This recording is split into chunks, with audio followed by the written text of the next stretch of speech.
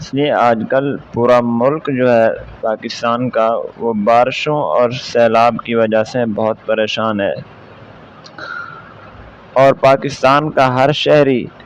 چاہے اس کے علاقے میں سیلاب آیا ہو یا نہ آیا ہو، اس کے علاقوں میں بارشوں کی وجہ سے تباہی ہوئی ہو یا نہ ہوئی ہو وہ علیحدہ بات ہے، لیکن اس غم اور دکھ میں پاکستان کا ہر شہری شریک ہے کہ بلوچستان کے وہ علاقے جن میں غریب عوام رہتے ہیں اور ایک محدود کمائی کے ذریعے وہ بیچارے مشکل سے گھر بناتے ہیں، اور پھر سیلاب کی وجہ سے اور بار بار مسلسل بارشوں کی وجہ سے ان کے گھر تباہ ہو گئے۔ تو اس صورتحال میں ہمیں شریعت کی طرف نظر رکھنی چاہیے، بے صبری اختیار نہیں کرنی چاہیے۔ بارش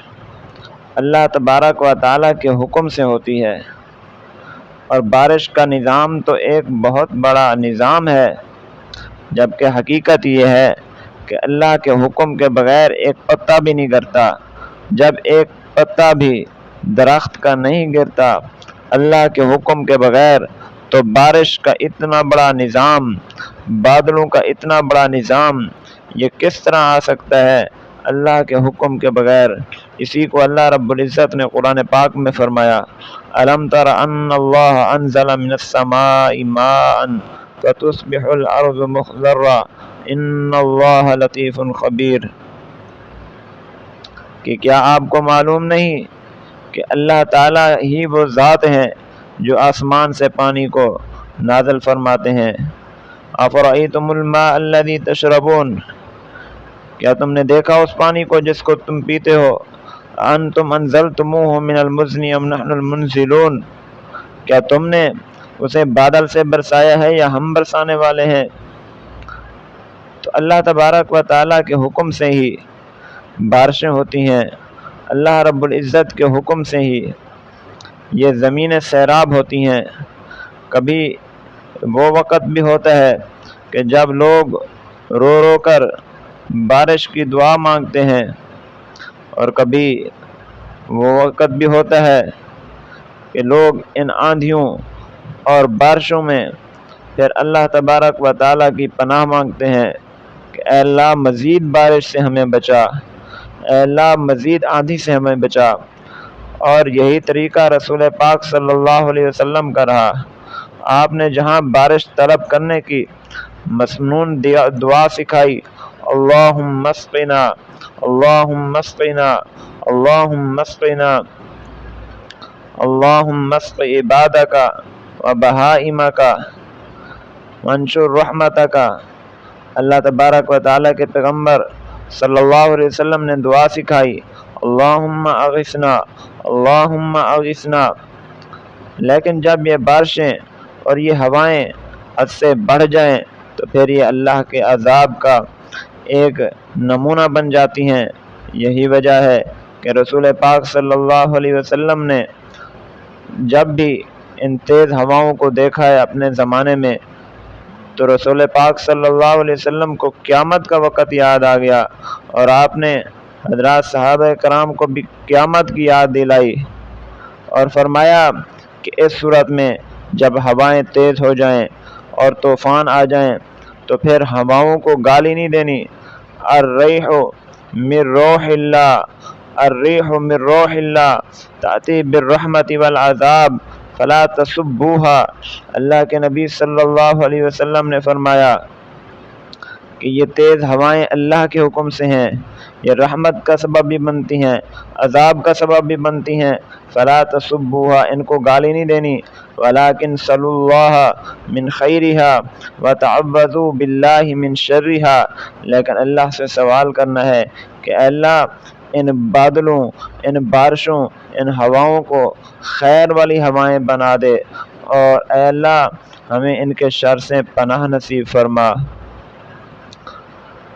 تو رسول پاک صلی اللہ علیہ وسلم نے بارش کے وقت جب بارش حد سے زیادہ ہو جائے تو اس وقت بھی ہمیں پیارے پیغمبر صلی اللہ علیہ وسلم نے دعا سکھائی کہ اللہم حوالینا ولا علینا، اللہم علی الاکام والجبال والآجام والضراب والاودیۃ ومنابت الشجر، کہ اے اللہ اب اس بارش کو ہمارے ارد گرد برسا، ہم پر نہ برسا، اے اللہ اس بارش کو پہاڑوں پر برسا، ٹیلوں پر، ندی نالوں میں اور درختوں کے اگنے کی جگہ یعنی جنگلات میں اس کو برسا۔ تو ہمیں ان تیز آندھیوں اور مسلسل ہونے والی بارشوں میں جو کام کرنے کے ہیں وہ ایک تو یہ ہے کہ ہمیں اس دعا کا اجتماعی طور پر اہتمام کرنا چاہیے۔ جس طرح مساجد میں لوگ اکٹھے ہوتے ہیں تو ایک دوسرے کو یاد دلا کر یہ دعا ہمیں مانگنی چاہیے کہ اے اللہ اب ہمارے علاقے میں اس بارش کی ضرورت نہیں ہے، اب اس کو دوسری جگہوں پہ لے جا، جس طرح حدیث پاک میں سکھلایا گیا۔ اور دوسری چیز جو ہے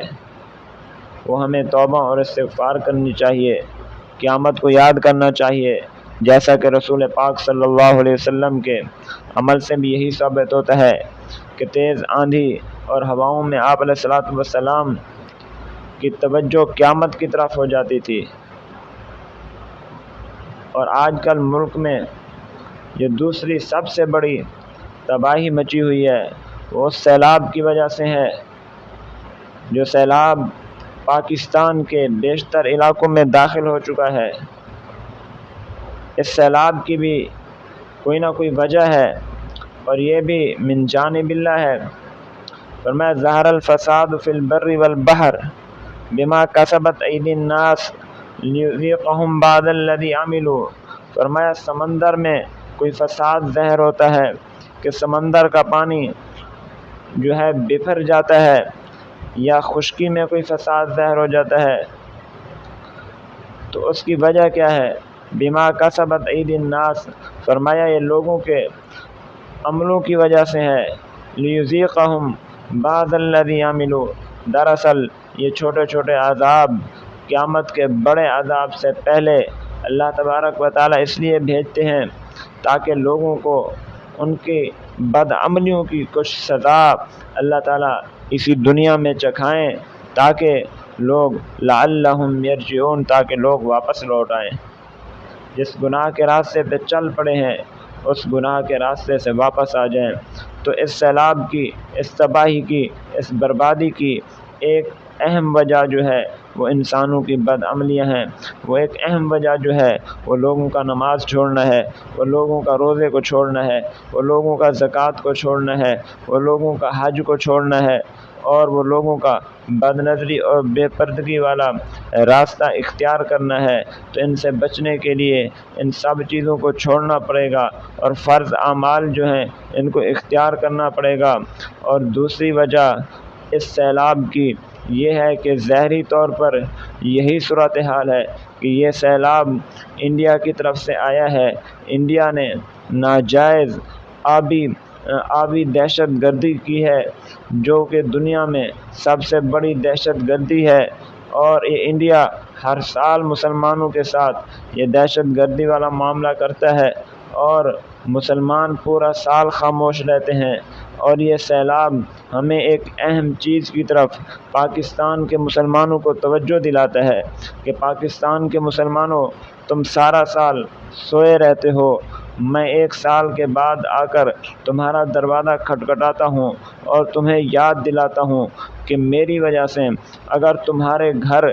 گر گئے اس سیلاب کی وجہ سے، تمہارے جانور بہہ گئے سیلاب کی وجہ سے، تمہارے گھر اجڑ گئے، تو یہی سیلاب تمہیں کشمیر کے مسلمانوں کے گھروں کی طرف تمہیں توجہ دلاتا ہے کہ کشمیر کے مسلمانوں کے گھر جو ہیں وہ اس سیلاب سے پہلے ہی اجڑ گئے ہیں، کشمیر کے مسلمانوں کے گھر انڈیا کی آرمی کے ہاتھوں اس سیلاب سے پہلے ہی برباد ہو چکے ہیں۔ تو تم نے ان مسلمانوں کے گھروں کی طرف توجہ نہیں دی، کشمیر کی ماؤں بہنوں کی طرف توجہ نہیں دی، وہ انڈیا کے ظالم درندوں کے ہاتھوں میں ہے۔ پوری جنت نظیر وادی کشمیر جو ہے آج اس وقت انڈیا کے ظلم کے پنجے میں ہے، لیکن دنیا کے کسی کونے کا مسلمان اس کشمیر کی آزادی کے لیے جدوجہد نہیں کرتا، اور سب سے بڑا حق پاکستان کے مسلمانوں پہ یہ عید ہوتی ہے، یہ ذمہ داری عید ہوتی ہے کہ وہ کشمیر کے لیے آواز اٹھائیں، لیکن پاکستان کے مسلمان غفلت کی نیند میں سوئے ہوئے ہیں۔ تو یہ سیلاب شاید ہمارا دروازہ اسی لیے نہ کھٹکھٹاتا ہو کہ اگر انڈیا کشمیر کے مسلمانوں کے ساتھ زیادتی کرتا ہے تو وہ پاکستان کے مسلمانوں کو بھی نہیں چھوڑتا، جہاں تک اس کا بس چلتا ہے وہ زیادتی والا طریقہ اختیار کرتا ہے، اور وہ برے طریقے سے پاکستان میں پانی چھوڑ دیتا ہے، جس کی وجہ سے پاکستان کے مسلمانوں کے املاک کو نقصان پہنچتا ہے۔ ہر سال لاکھوں کروڑوں اربوں روپے کا نقصان ہوتا ہے۔ تو مسلمانوں اٹھو، ذرا سنبھل جاؤ، اپنے گھر کا بھی خیال کرو، اور اپنے ہمسائے مسلمان کشمیر ماؤں بہنوں کا بھی خیال کرو، اور ان کے گھروں کا بھی خیال کرو۔ اگر ہم ان کو بھلا دیں گے تو اللہ تبارک و تعالیٰ کی طرف سے ایک اجتماعی عذاب مسلمانوں پر آئے گا۔ اسی کو فرمایا اذا ترکتم الجہاد فسلط اللہ علیکم الذلہ، کہ مسلمانوں جب تم جہاد کو چھوڑ دو گے تو اللہ تبارک و تعالیٰ کی طرف سے تمہارے اوپر ذلت کو مسلط کر دیا جائے گا۔ آج اجتماعی طور پر پاکستان کے مسلمان اس عذاب میں مبتلا ہیں، لیکن یاد رکھنا اجتماعی طور پر پاکستان کے مسلمان جو ہیں وہ اس گناہ میں بھی مبتلا ہیں، وہ اپنے ہمسایہ مسلمان کشمیر کے جو مسلمان ہیں ان کے بارے میں فکر نہیں کرتے۔ آج پاکستان کی حکومت اس پریشانی میں مبتلا ہے کہ ان کی رعایا پانی میں ڈوبی ہوئی ہے، جبکہ اس سے پہلے ان کو یہ پریشانی لینی تھی کہ ان کے ہمسایہ کشمیری مسلمان جو ہیں وہ بھی پریشانی میں مبتلا ہیں۔ تو جب ہم دوسروں کی سوچیں گے اللہ تعالی ہمارے ساتھ رحم و کرم والا معاملہ فرمائیں گے، جب ہم کشمیر کے مسلمانوں کے بارے میں سوچیں گے تو اللہ تبارک و تعالی ہمارے اوپر رحم و کرم والا معاملہ فرمائیں گے۔ تو کشمیر کے مسلمانوں کے ہمارے اوپر حقوق ہیں، ہمارے پڑوس میں ان کے ہونے کی وجہ سے رسول پاک صلی اللہ علیہ وسلم نے فرمایا پڑوسی کا حق اتنا ہے کہ جب میں نے سنا تو مجھے یوں معلوم ہوا کہ شاید اس کو وراثت میں حصہ نہ ملے، شاید یہ وراثت میں شریک نہ ہو جائے۔ تو کشمیر کے مسلمان جو ہمیشہ کئی سالوں سے ظلم و ستم کا شکار ہیں، آخر ان کے بھی ہمارے اوپر حقوق ہیں۔ اللہ رب العزت سے دعا ہے کہ اللہ تعالی ہمیں اپنے حقوق اور اپنی ذمہ داریاں سمجھنے کی اور ان کو نبھانے کی توفیق عطا فرمائے۔ وآخر دعوانا ان الحمد للہ رب العالمین۔